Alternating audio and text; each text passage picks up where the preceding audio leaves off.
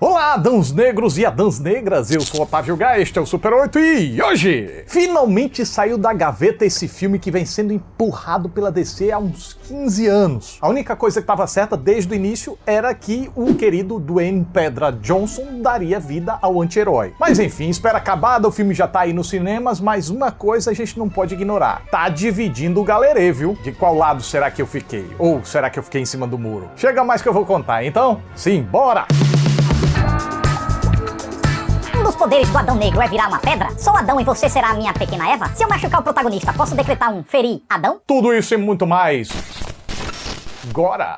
Há aproximadamente 5.000 anos, a antiga sociedade fictícia de Kahndaq foi subjugada por um líder sedento por poder. Então poderes foram concedidos a um herói para que ele combatesse o tirano. Porém, algo saiu dos planos e esse herói foi aprisionado em sono profundo até ser despertado nos dias de hoje, quando essa mesma cidade ainda sofre nas mãos de um exército miliciano. Então o anti-herói começa a descer um sarrafo brutal nos cabras do mal, chamando a atenção do Estado Unido, que por intermédio da Amanda Waller, manda um novo grupo de super-heróis para combater o superpoderoso em fúria. E a partir desse encontro, vai dar chabu, vai dar chablau. Lembrando que no próximo dia 29 de outubro vai rolar aqui no canal a nossa segunda live de Halloween, com a segunda edição do Grande Prêmio dos Horrores, através do qual a gente vai contemplar e premiar os melhores do terror dos últimos 365 dias. Estão confirmados o Lucas Maia do Refúgio Cult, o Getro e o Nerd Rabugento. 29 de outubro a gente tem esse encontro marcado a partir das 20 horas. Aguardo vocês, hein? E agora sim, vamos lá para nossa análise. Confesso que terminou a sessão de Adão Negro, eu saí da sala muito satisfeito com o que eu tinha visto e digo mais, eu tava convicto de que seria uma tarefa difícil encontrar alguém que desgostasse do filme. Aí eu entro no Rotten Tomatoes só pra dar aquela olhadinha básica e 54% de aprovação apenas, e isso me deu um belo banho de água fria. Gente, mas como assim não é pro Silvio? Deve ter alguma coisa errada aí. Eu pensei. Aí eu converso com o Dudu, editor aqui do canal, e ele... Achei medíocre. Eu entro no Twitter... Mas que filme merda. Buguei. Me pareceu um filminho tão maneiro. O que esse povo viu que eu não vi? Ou será que eu vi algo que esse povo não viu? Então eu conversei um tico mais com o Dudu e bom, eu também notei os pontos que ele apontou como negativos, mas realmente o peso que cada um deu para essas coisas foi que levou a gente para caminhos opostos. E acho que é essa a resposta para essa divisão, os pesos que cada um tá dando aos valores e às fulebices. Porque sim, tem os dois aqui. Então vamos lá desenvolver para tentar entender o que foi bacana e o que não foi. Quem já me acompanha há um bom tempo sabe como eu ando meio cansado de fórmulas que se repetem à exaustão, fazendo a gente assistir aos mesmos filmes sempre. Inclusive, a estrutura base de origens de super-heróis é justamente uma das mais batidas e gastas hoje em dia. Que estrutura seria essa? Protagonista ganha superpoderes por acaso, desse mesmo evento, ou por causa de alguma ação ou omissão do protagonista, um inimigo ganha poderes também. Daí, enquanto o mocinho aprende a lidar com seus novos dons, o supervilão, que geralmente tem as mesmas supercapacidades, tenta atingir o mocinho ou pôr em prática algum plano megalomaníaco de busca por poder, vingança e ou dinheiro. E assim, há pequenos conflitos entre os dois durante a trama que ficam sendo interrompidos para que a decisão final seja guardada pro clímax. E te falar, num filme de super-herói apelão como o Adão Negro, seguir essa fórmula se torna quase inevitável. Porque quando o sujeito é super forte, super rápido, super resistente, solta raios mortais, voa e é praticamente imbatível, essas coisas criam um baita pepino pros roteiristas, pois o que se pode dar para esse sujeito fazer ao longo de quase 2 horas que vai além de batalhas esquemáticas com muita quebradeira no estilo Dragon Ball? Pois é, super-heróis desse naipe, cujas únicas fraquezas físicas se manifestam por causa de algum artefato, são tão apelões que as coisas que podem ser feitas com eles acabam sendo muito limitadas. E isso realmente pode dar um cansaço no público. Agora, por mais que o filme Adão Negro tenha muitas dessas batalhas, não me parece que os roteiristas se conformaram com isso e sim se dispuseram a achar uma forma de atravessar os limites impostos pelo perfil do protagonista. Tem pelo menos uns 2 esforços que merecem muito ser destacados. O primeiro é estrutural e o segundo é quanto à disposição narrativa dos personagens. Na verdade, eles estão entrelaçados e até é difícil determinar onde está um e o outro separadamente, mas a gente vai tentar. Pois bem, o primeiro diz respeito às curvas dramáticas que preenchem os atos. Primeiro que o herói título já ganha seus superpoderes no prólogo. Quando o primeiro ato começa, ele já está no auge do domínio do que pode ou não fazer, não se dedica tempo a esse aprendizado. Segundo, que durante o desenvolvimento, a oposição que ele recebe é descentralizada e não necessariamente desafiadora, o que parece ser algo ruim, mas guarda essa ideia porque daqui a pouco a gente retoma ela. Terceiro, sem revelar demais, eu posso dizer que há uma subversão de conclusão com o uso de um epílogo como a real conclusão. Quarto, há também a presença de outros arcos com outros personagens com interesses próprios que fazem com que a trama não siga devidamente o padrão daquela fórmula. E isso nos leva àquela segunda coisa, a disposição narrativa dos personagens, que diz respeito às peças que o roteiro coloca no tabuleiro e como ele decide mover essas peças para criar uma jogada própria. Acontece que o personagem título é introduzido no presente como uma espécie de gênio da lâmpada, meio que agregado aos humanos que pareciam ser os protagonistas naquele momento. Outra coisa, ele faz alguns salvamentos heróicos, mas inicialmente como uma postura assumidamente anti-heróica. Em seguida, quando a Amanda Waller dá a missão aos membros da Sociedade da Justiça da América, isso coloca o Adão Negro como um vilão. E tem mais, o quarteto assume uma presença narrativa dominante e o roteiro passa a progredir como se eles agora fossem os protagonistas. Com isso, o personagem título, que a gente pensou que seria o protagonista, parece, na verdade, o vilão e até antagonista da própria história. Tá, mas qual é precisamente o valor disso? Curiosamente, mas não por acaso, enquanto tá acontecendo essa jogada narrativa de dar a sensação de protagonismo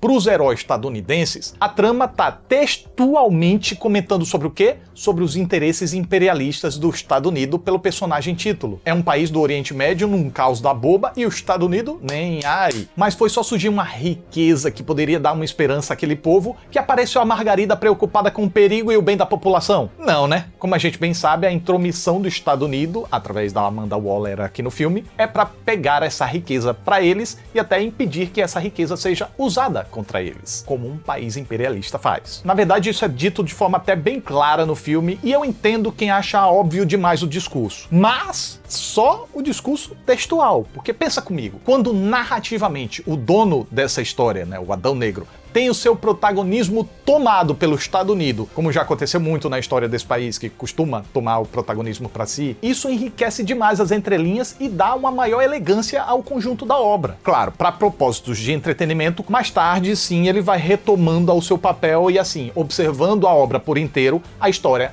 é, de fato, sobre o Adão Negro, ele tá à frente e acabou o assunto. Mas não sem antes essa troca de papéis proporcionar um outro valor também. Lembram daquela informação que eu pedi pra vocês guardarem? Que a oposição que o Adão Negro enfrenta não oferece muito desafio a ele? E poxa, um herói que vence fácil suas batalhas é meio chato, né? Só que, em boa parte dessas batalhas, a bola do protagonismo não parecia estar com ele, e sim com a Sociedade da Justiça. E quem eles enfrentam? O Adão Negro. E esse sim oferece muito desafio a eles. E para que isso serve? No que isso implica para o público que só quer se divertir? Bom, todas essas mudanças embaralham os padrões que o espectador tem como familiares e ajudam os rumos do filme a se tornarem menos rastreáveis, menos detectáveis de para onde estão indo. A gente pode até entender que os antagonistas vão brigar entre si e no fim vão se aliar. A gente já viu Batman vs Superman, Guerra Civil, Velozes e Furiosos, mas o como isso vai acontecer fica mais nebuloso. Por causa de quê? Por causa da disposição mais incomum dos personagens ao longo da progressão da trama. Que sim, não nego, em seu aspecto geral é simples e com muita simplificação, até para não causar consequências que poderiam levar o rumo das coisas por uma tangente indesejada pelos roteiristas. Mas não deixam de ser simplificações. Uma dessas simplificações é o fato do Adão e os demais mocinhos nunca chegarem perto de se machucarem ou desenvolverem uma rixa incontornável. É preservado um clima de rixa do bem intercalado por porradas fofas, o que realmente serve a um propósito mais físico, de ter as atribulações, as pancadarias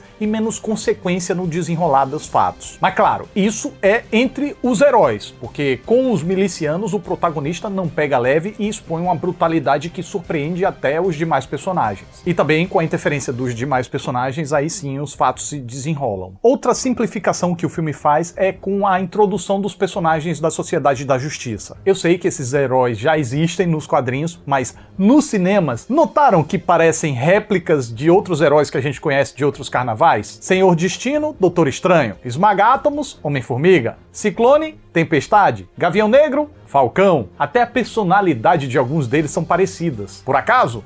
Eu não creio. É que, para contemplar tantos personagens com interesses cruzados e tanta ida e vinda de papel narrativo, eu creio que sim, o filme fez uma simplificação aqui para poupar tempo hábil que iria para a apresentação desses novos tantos personagens. E aí, olha que beleza, mesmo sem gastar esse tempo apresentando, os personagens parecem familiares. De fato, acaba meio comprometida a intimidade e apreço específicos que a gente poderia ter com eles, mas a direção usa o carisma dos intérpretes a seu favor para também tentar suprir o máximo possível as carências do roteiro em relação a esses personagens. Não que a gente não note certas lacunas, como o fato de alguns personagens só servirem para um propósito de humor, na hora da ação eles não contribuem muito, como o fato da personagem superdotada com QI de 170 entrar muda e sair calada em todas as tomadas de decisões estratégicas. Não que seja uma grande surpresa uma mulher sendo menosprezada num grupo de homens, né? Mas o filme deixou passar essa aí. Se tivesse percebido e comentasse de alguma forma, poderia ter convertido esse revés em ponto positivo. Afinal de contas, é um filme tão piadento, oportunidade tinha. Inclusive, é até legal mencionar que tem várias tiradinhas cômicas aqui. Na contramão da sisudez que ocupou a DC durante a fase Zack Snyder, essa nova investida nesse universo tem sim uma boa inclinação para o humor,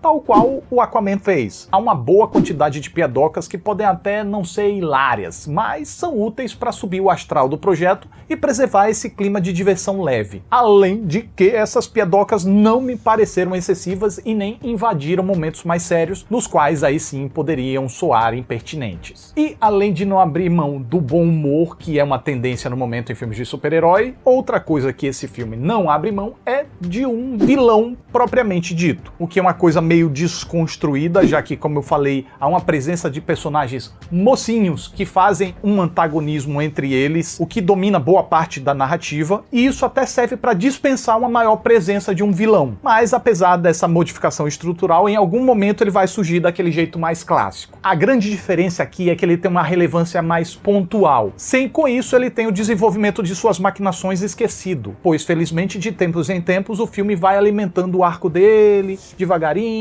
Ah, mas a motivação dele é muito genérica, Otávio. E realmente, não tenho dúvida, mas pra proposta de Batalha de Titãs épica que o tipo de herói brucutu apelão como o Adão Negro pedia, eu senti que o vilão que o filme teve foi o que ele precisava. Talvez, sobrando, estivessem aqueles tais personagens humanos. Ou talvez não. Como a gente viu, eles servem para dar o pontapé inicial no filme, servem ao jogo de troca de protagonismo e ainda tem um outro papel fundamental. Eles servem para representar os populares locais que sofrem com o domínio dos milicianos. E, gente, é um filme de super-herói, então os heróis precisam ter quem salvar. Ah, Otávio, mas você não acha que esses personagens poderiam ser menos chatos? Então, fica complicado eu falar isso porque é uma parada bem pessoal. Eu vi muita gente realmente comentando que não gostou do molecote, que achou ele chato. Mas eu não me incomodei com ele. Da mesma forma que eu gostei muito da composição do Dwayne Johnson e muita gente achou um saco a cara dele o tempo todo. É que pra mim essa composição seca dele desconstrói a ideia do herói legal, piadista, bobalhão ou sarcástico, e isso também faz sentido pra persona dele. Pelo que eu entendi, ele foi aprisionado / adormecido lá atrás, e agora que ela acordou, ele não sentiu essa passagem desse tempo de 5.000 anos. Ele ainda tá guardando os sentimentos da época. Então ainda tem muito rancor, amargura, que gera desinteresse por problemas alheios, e como um ser super poderoso, ele também tem a sua prepotência. Por outro lado, compreendo que a cara de cu também não ajude a gente a simpatizar, mas aí vem a escalação sob medida do Dwayne Johnson. Poucos atores caberiam tão bem nesse personagem. Precisava ser realmente alguém com um carisma monstro já pré-estabelecido. Sem falar que ele também encaixa muito no papel por causa do tamanho dele, que oferece uma imponência absurda. O corpo do ator é tão naturalmente super-heróico que em certo momento o personagem precisou parecer um humano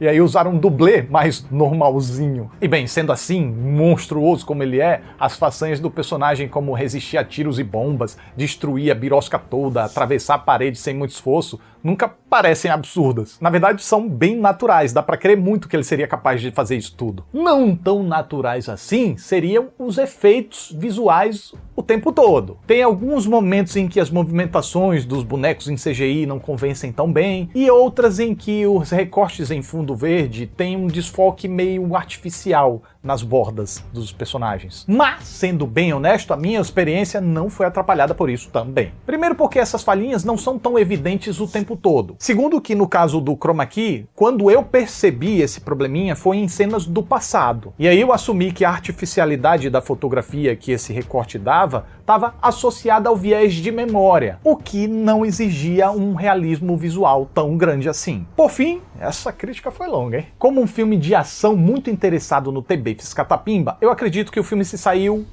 bem. Acho que se saiu melhor pela dimensão progressiva dos conflitos, que atingem bem perto de uma escala épica, do que pela realização das sequências de ação propriamente. Geralmente eu nem amo e nem odeio a direção de Jaime Collet Serra quanto à ação. E aqui não foi diferente. É que em algumas ocasiões ele se supera, em outras ele fica a dever, mas na maior parte do tempo ele segue na linha. Mas em suma, eu fico com a sensação de que ele tem uma queda por corte precoce. Explicando, dá pra notar um esforço admirável quanto à composição dos planos, tem alguns enquadramentos mais inspirados, tem um visual espetaculoso que compõe um clima muito próprio. Porém, em muitos momentos falta um maior respiro para que a gente possa apreciar bem esse planejamento estético. A composição é ótima, é bonita, é engrandecedora dos personagens e tal, mas às vezes corta precocemente demais. É algo que não chega a comprometer a compreensão das porradarias, mas impede que elas impressionem mais. Além disso, nesse caso em específico de Adão Negro, há um uso geralmente burocrático dos poderes variados, o que também não ajuda a tais sequências a ganharem mais charme e isso provocar na gente mais entusiasmo. O conceito que essa mistura poderia realizar se destaca mais do que a realização foi capaz de proporcionar. Mas eu reforço, Adão Negro não é um filme de ação ruim, só também não é tão impressionante como poderia ser, levando em consideração o nível de atravancamento e alucinação que entra aqui na equação. Há também uma grande quantidade de câmera lenta, o que pode incomodar alguns. Na verdade, o que mais se destacou negativamente para mim foi as participações da Ciclone lá, que é uma personagem cujos poderes não agregam muito e também o filme não conseguiu achar uma forma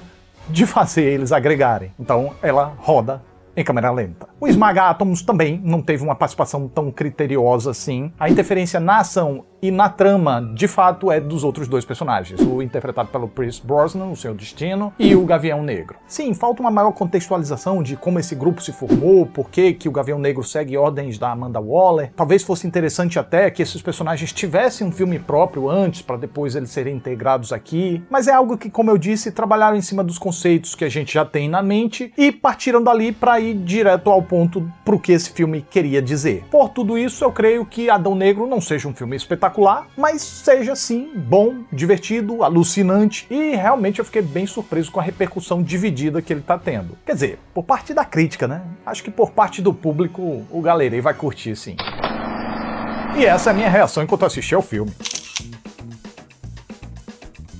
E tem uma cena durante os créditos que deu empolgação na galera. Não é muito segredo pra ninguém, né, que é o Superman finalmente aparecendo, quer dizer, é o Superman voltando a esse universo, com o Henry Cavill no papel, algo que aconteceu a partir do intermédio do Dwayne Johnson com os executivos da Warner. Então é isso, mais um Super 8 tá chegando ao final, fico muito grato pela atenção de vocês, muito obrigado, até a próxima aí.